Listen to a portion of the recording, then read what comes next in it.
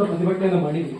ಮತ್ತೆ ಮುಂದಿನ ಹಂತ ಯಾವ ರೀತಿ ಇರುತ್ತೆ ಸರ್? ಕಾಂಗ್ರೆಸ್ ಸರ್ಕಾರ ಅಧಿಕಾರ ಬಂದಾಗಿನಿಂದ ಕೂಡ ಯಾವುದೇ ರೀತಿಯಾಗಿರ್ತಕ್ಕಂಥ ನೇಮಕಾತಿ ಮಾಡಿಲ್ಲ.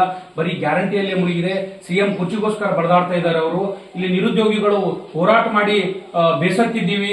ಪ್ರತಿ 2 ರಿಂದ 3 ವರ್ಷ ನಾವು ಇಲ್ಲಿ ಹೋರಾಟದಲ್ಲೇ ಮುಳುಗಿದ್ದೀವಿ. ನಾವು ದೈಹಿಕ ಶಿಕ್ಷಣ ಶಿಕ್ಷಕರ ನೇಮಕಾತಿಗೋಸ್ಕರ ತುಂಬಾ ಹೋರಾಟ ಮಾಡಿದ್ದೀವಿ ಸರ್.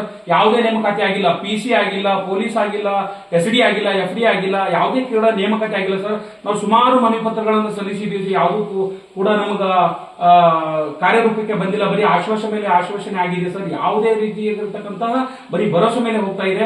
ದಯವಿಟ್ಟು ಶೀಘ್ರದಲ್ಲೇ ಖಾಲಿ ಇರುವ ಎಲ್ಲ ಹುದ್ದೆಗಳನ್ನು ಭರ್ತಿ ಮಾಡಿಕೊಳ್ಬೇಕಂತೇಳಿ ನಾವು ಸರ್ಕಾರಕ್ಕೆ ಒತ್ತಾಯಿಸ್ತೀವಿ ಸರ್. ನಾವು ರಕ್ತದಿಂದ ಪತ್ರ ಕೂಡ CM ಅವರಿಗೆ ಬರೆದಿದ್ದೇವೆ ಸರ್. ಅವರು ಕೂಡ ರಕ್ತದಿಂದ ಪತ್ರ ನೋಡಿದ್ದಾರೆ ಸರ್. ದಯವಿಟ್ಟು ಖಾಲಿ ಇರುವ ಎಲ್ಲ ಹುದ್ದೆಗಳು ಭರ್ತಿ ಆಗಬೇಕು. ಅದೇ ರೀತಿ ಈ ಸದ್ದ ಗ್ರಂಥಪಾಲಕರ ನೇಮಕಾತಿಯೂ ಕೂಡ ಆಗಬೇಕು. ತೋಟಗಾರಿಕೆ ಇಲಾಖೆಗಳಲ್ಲಿ ನೇಮಕಾತಿ ಆಗಬೇಕು.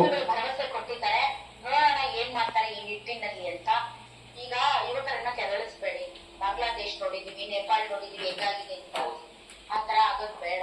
ಯುವಕರನ್ನ ಕೆರಳಿಸಬೇಕು. ಮೇಡಮ್, ನಾವೆಲ್ಲ ಹೋರಾಟ ಮಾಡಿ ಬೇಸತ್ತೀವಿ ಮೇಡಮ್ ರೀ. ನಮಗೆ ದಾರಿನೇ ತೋರ್ತಾ ಇಲ್ಲ. ಸುಮಾರು ಜನ ಹೃದಯಘಾತದಿಂದ ಸ್ಟ್ರೆಸ್ ಇಂದ ಒಳಗಾಗಿ ಸಾಯ್ತಾ ಇದಾರೆ ಮೇಡಮ್. ನಮಗೆ ಆ ಟೈಮಿಗೆ ಏನಾಗುತ್ತೆ ಅಂತ ಭಯ ಬರ್ತಾ ಇದೆ ಮೇಡಮ್. ಯಾಕಂದ್ರೆ ಮನೆಯಲ್ಲಿ ಕೇಳ್ತಾ ಇದಾರೆ ನೇಮಕಾತಿ ಯಾವಾಗ ಅಂತ ಹೇಳ್ತೀವಿ. ಕೇಳ್ತಿದೆ. ಓಕೆ.